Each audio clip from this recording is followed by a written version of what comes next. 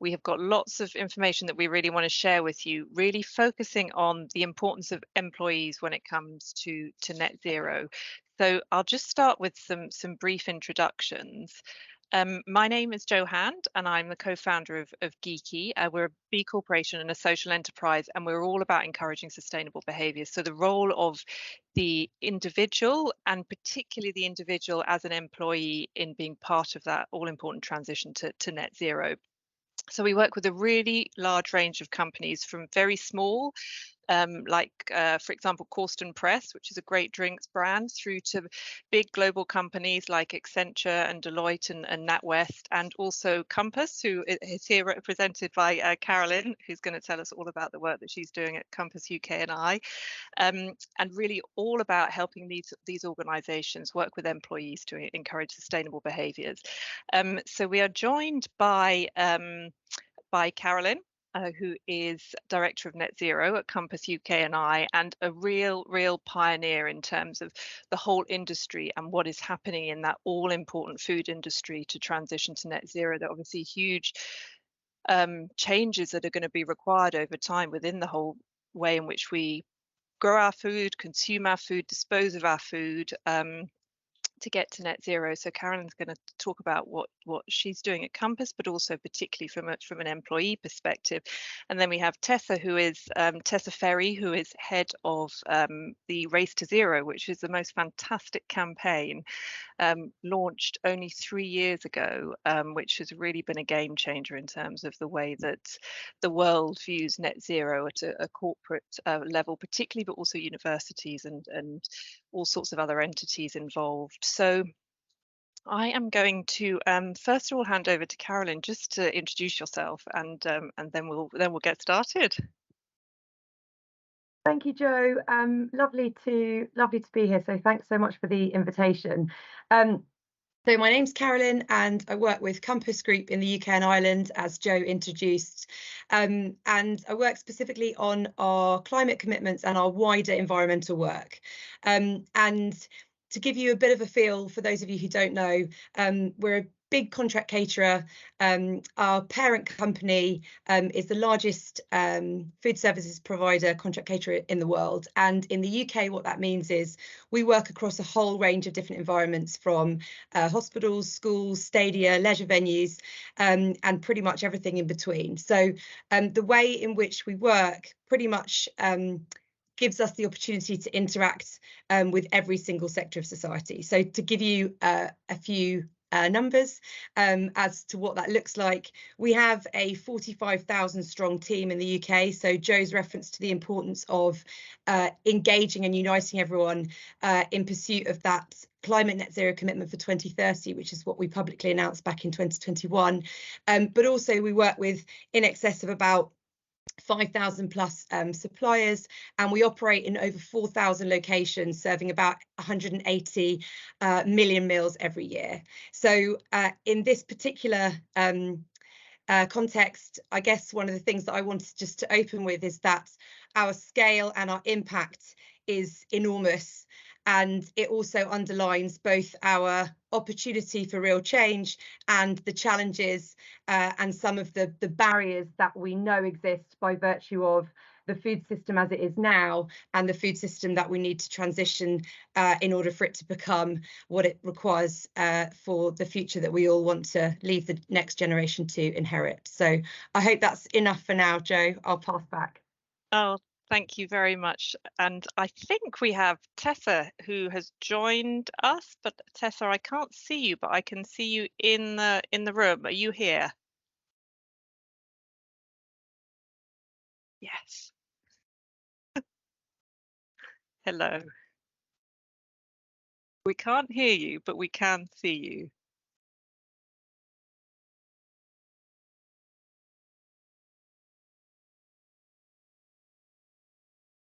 We can see you sharply now. No, but we can't hear you.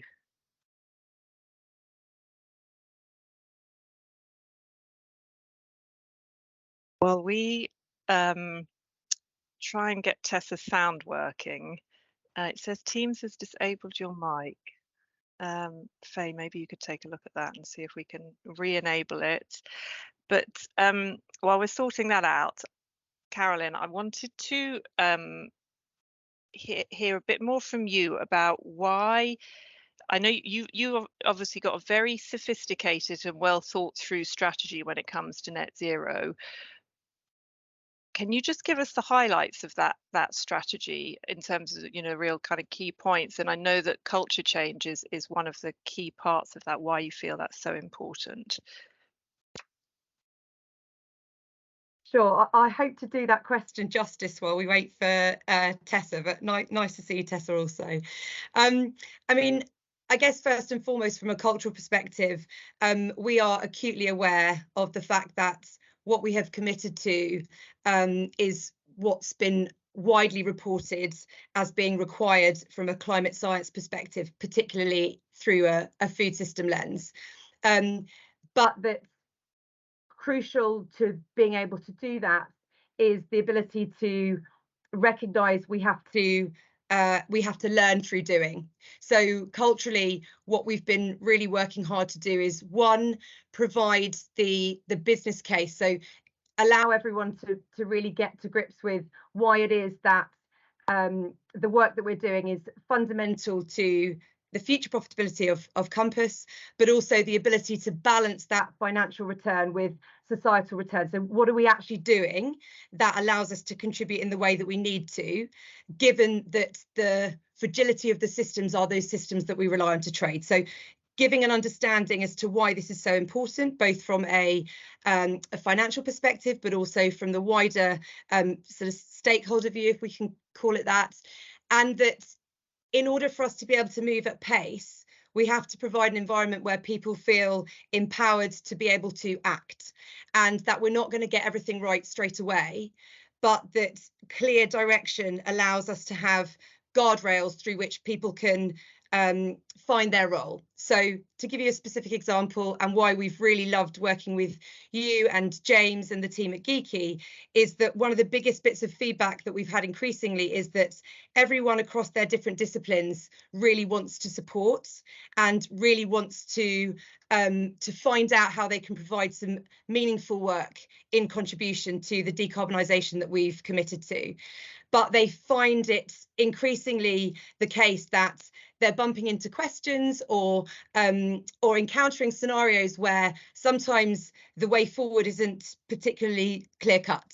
And so where do we build knowledge and show that actually this work is something that everyone really should want to run towards, as opposed to feel intimidated by, because it's, one, incredibly exciting by virtue of the emerging ideas that are coming about and the extraordinary agency that we can have if we unite around clear purpose, in the sense of what is the prioritization that we can hang our hats on, and where does the pragmatism come in. And I think prioritization and pragmatism go hand in hand with actually being able to inform a whole collection of people. And because we're decentralized by design, we have a strong sector and subsectorization approach, which means that across those 45,000 people that I referenced earlier, it really has to be clear how everyone has a role.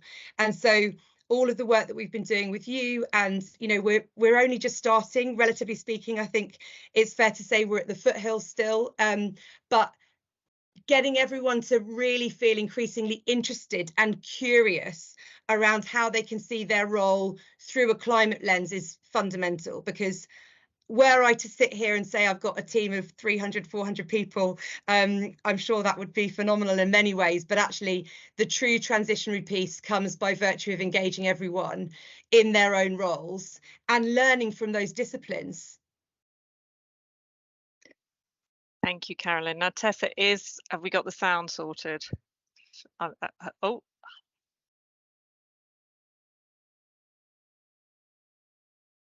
No, we can't, unfortunately. So I'm going to ask you, Carolyn. You are a member, or Compass is a member, I should say, of the Race to Zero. Now, why did you decide to join this movement with over 10,000 organisations involved from huge companies, smaller companies, universities, health bodies, cities? So I think implicit in the term race, and I'm sure Tessa will smile at this in real recognition, there is a competitive spirit.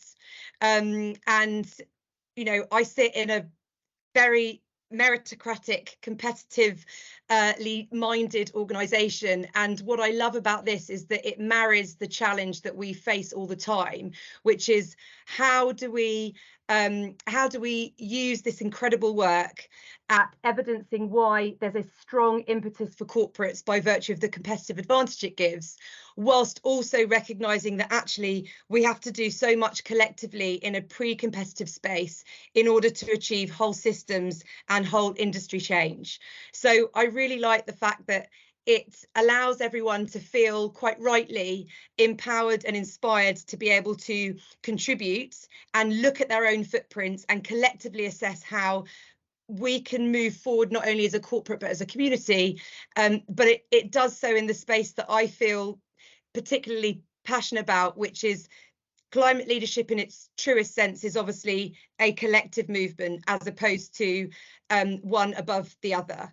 And I think it is still, if I may say, really rare that we have opportunities to collectively come together in this way that allows us to mobilise at this scale in a space that feels truly in pursuit of what the objective is, and really appealing both from an overarching leadership perspective, but also as every single individual who really wants to come to work for an organisation they feel is aligned with their own values, and that is increasingly what we're finding. So it's a real privilege. I feel like the thanks should go in your direction, Tessa, and in yours, Joe and James, and for the work that you're enabling us to be able to do together by just empowering through better information, better accessibility of information, and trusting the data that underpins it, so people really feel like they're learning from information that can be relied upon. I think that substantive element is really important. You know, a race without foundation wouldn't be one we would want to join. A race with rigor is one that feels incredibly exciting, and we'll give it our best shot. Oh, well, that's really good to hear. And Tessa, can we hear you? No. No, Oh, we can. You hear me? Is it worked? Fantastic. Oh, I'm really glad to hear that. So Tessa, please introduce yourself, and we're doing it slightly back to front, but nonetheless, we've had some headlines on Race to Zero, but much better to hear them from you. Yeah, and thanks for inviting me, and sorry for the tech issues. It's definitely a race to net zero and not a race to improving video conferencing technology. So but lovely to be part of the call. So I'm Tessa Ferry, and I oversee the Race to Zero, and I've been in this job now for around about 3 months, so it's a really exciting time to be joining and to be part of these amazing conversations. And I'm sure everybody does know Race to Zero, but if you don't, Race to Zero is a global campaign that really tries to mobilise non-state actors across the spectrum, so businesses, cities, regions, finance, healthcare providers, academia, to set to and then commit and deliver net zero targets. And we also, as well as having our members committing to net zero, we also work with a range of organisations called accelerators like Giki, who are really looking at what other levers need to be in place in order to get to net zero. What is the role of everybody in society? Because not everybody is in a position to set net zero targets, such as employees. So how do we create this ecosystem of action, and how does everybody come together in a way that we really move forward collectively to get to the aims that we want to do? And I think that's what's the beauty in Race to Zero is that this global campaign, it's multi-sectoral, it's multi-actor type, and really tries to take this whole of society approach. Thank you very much. And can you just give us some of those headlines in terms of, I love the 5 Ps, which are kind of sit front and center of what people sign up to when, or what organizations sign up to, I should say, when they sign up to the Race to Zero, and your most recent edition that took it from 4 to 5. And we've got a slide of yours that we can share as well, if that'd be helpful. So this is the criteria that we use on Race to Zero, and this is to align everybody that is part of Race to Zero behind kind of common goals and common criteria. So we started with 4. So the first one is pledge, so having a net zero target, and that has to be in place by no later than 2050, but also has to have an interim target around 2030. You have to have a plan, so a transition plan, and including actions by 2030. And that plan should be publicly disclosed. So that's an important part of our criteria. Our third P is proceeding. So this is really taking action. So there's no point in having a plan and it sitting on the shelf, but really how does this embed into businesses' operating models, and how is this contributing to that systemic change that we need? Our fourth P is publish. So this is about reporting on progress, and reporting through a mechanism that allows that to be shared within the UNFCCC climate action portal as well. So for a lot of organisations, that will be through working with CDP. And then last year, we added a new criteria called Persuade. And I think this is a really important criteria, and this really recognises the different roles that that people play as part of apologies, I think somebody's trying to phone me. I don't know if that is coming through on the sound, but what we are trying to do is really look at all the levers that everybody has to play. And by Persuade, we're really looking at how organisations can look at their policy and engagement activity, look at their, I guess, vertical and horizontal influence that they can have, and how do they ensure that all the actions that they are taking is aligned with net zero. So that, you know, really recognising that people have these different roles to play. And we've put some more detail behind this criteria. So we actually published a handbook, which I can put a link in the chat to, and we published that in June. And I know, Joe, that you fed into that to really look at what is the kind of employee contribution into this conversation, which is slightly different, I think, from advocacy. And also we issued a call to action, and that is really looking at these this multitude of action that people can take in order to really use their voice most effectively. And that can be if you are interfacing with governments and calling to action, but also how are you interfacing with the organisations that you work with? What is your role to call for action? And what actions do you need to take yourself? How do you be part of this conversation?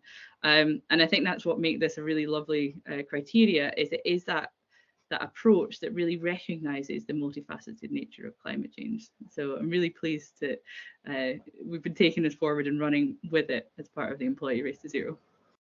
And I think that highlights so well, doesn't it, this the complexity and the challenge around resolving climate change, that there's so frequently a feeling of somebody else needs to fix it. You know, it's policy that needs to fix it, it's businesses that need to change, it's well, you can allocate it to any part of the world really, but the reality is that we all have agency in whatever our position is, to be part of that solution and to use our voice and our actions to make positive change. So I think that's what we really love about the persuade part as well. So we wanted to share with you today as well the employee race to zero, which we have just created really as part of that being a Race to Zero accelerator, based on that idea of competition and the fact that that's such a great way to bring a broader group into sustainability, people who don't necessarily think about it all day every day. So the Employee Race to Zero will just run for a few weeks in the run up to COP, and any member of the Race to Zero can put forward a team to take part, to really bring employees together and create really good stories around successes around climate action together, and good data as well, to really help raise awareness and start engaging employees around this idea that actually we do all have agency to be part of the solution, and it can be fun and it can be really mobilizing for an organization both internally and externally. And on the next slide we'll just give a little bit of information on the timeline to give you an idea if you are interested in getting involved. But Carolyn and Compass were the first organization on the start line. So Carolyn, I wanted to ask you, why did you think it was a good project for Compass UK&I to get involved in? So I guess two reasons, primarily, with lots sitting underneath it, but I'll try and be concise. The first is that we know obviously that the degree to which the food sector contributes to global emissions is enormous. And we also know that as an organisation within that sector, we contribute significantly to the tune of 1.2 million tonnes, and that's just in the UK and Ireland. So we have an organisation that is aware of the fact that if we have a contribution to the scale that we do, we also have a responsibility to reduce it, and also a real imperative that allows us to assess the impacts and the dependencies that we rely on in order to be able to continue to operate as we do. But that's all correct and well and good. But actually, what we really need then to do is mobilise the people that we have driving the organisation forward in a way that feels not only meaningful, but also aligns with a lot of the things that we're finding everyone is concerned with outside of work. I think sometimes we can be forgiven for just having this lens which almost assumes employees are different at work than the people that they show up as at home. And actually, where we know organisations are the most successful, the most profitable, the most able to retain their best talent is when the organisation aligns with what actually really matters. And as we know, the impacts of climate are becoming increasingly less and less abstract as we see them really play out. And we are also seeing, which I think is, as you know, Jo, from the conversations we've had, immeasurably significant, is the human degree to which this is starting to really resonate. You know, we are talking about a phenomenal focus on displacement, on climate refugees, on the fact that actually we have a responsibility to act, and we have a responsibility that's in our direct control, but also by virtue of our influence. But a race to zero and an emphasis on accelerating and purpose, and doing that in a way which can be measured, I think are fundamental. Because the other element of this, which I'm sure maybe many people listening can really resonate with, is that we have a real growing appreciation of how important data, metrics, substantive evidence is. And there is a huge amount that exists at the moment which is very hard to compare. And so what we really want to do is provide and give our employees at scale the opportunity to come together in things which really allow us to say thank you, and to show what a difference we can make if we all truly pull together from the start line, but also all the way to the finish with all the bumps that it necessarily brings. And that really is the point, isn't it? The scale element. And I think that's what Race to Zero has been so amazing at creating this scale in such a short space of time. Now we've got about 5 minutes, so please do drop any questions in the chat. But Tessa, I just wanted to ask you that I think Race to Zero is one of the most amazing examples of driving change at scale in a really short space of time, which really does highlight that, you know, when we get things working well, we can drive the change that we need to see. How have you guys done it? Thanks. What a big question, and I think I'd want to give all credit to the people that have worked on this before me. But I think what Race to Zero has really been able to do is capture action that lots of people were taking, but help to bring it together and to convene and to really use the position of the high level champions to really look across the world on the action that people are taking, on the different types of actors that are taking action, and really, very deliberately take that approach of not just mobilizing, but trying to align behind these common ideas, these common criteria. And I think that has been one of the kind of real successes. But also, I think, recognizing change when it's happening, promoting the good stories that are out there, and really providing a platform to share and to, I think, provide hope that change is possible. And I think the employee race zero is a really, nice way of being able to demonstrate that and give an opportunity for everybody to be involved in this conversation, in this race. And it's it was something when I actually worked in the Scottish government ahead of COP26, where I headed the international climate change team. And it was really nice then to be part of the conversations about what to do at COP, and then go to the pub, because I actually live in Glasgow, and then talk about it with friends of what you did outside, and, bringing this together. And I really resonate with the point that, people are not different out of work than they are inside work, and how does this come together? So I think it's really fantastic. Oh, well, that is a wonderful, wonderful note to end on. And we've had a message come in, actually, can a large sporting club join the Race to Zero? Tessa, that's definitely one for you. Yes, you can. Anybody can join the Race to Zero. We actually do have a partner that specifically focuses on sports organisations. So I'm sure we'll share details in the chat or afterwards, but we can connect on that point. Yeah, we can follow up with you, Peter, on that, to send you the partner details. But I just wanted to say thank you so much to you both, and we're so privileged to have you both here, because you really are global pioneers in what we're doing. And if we manage to achieve half of what you guys are aiming to achieve, we'll be in fantastic shape for the future. So yeah, thank you both very much for joining.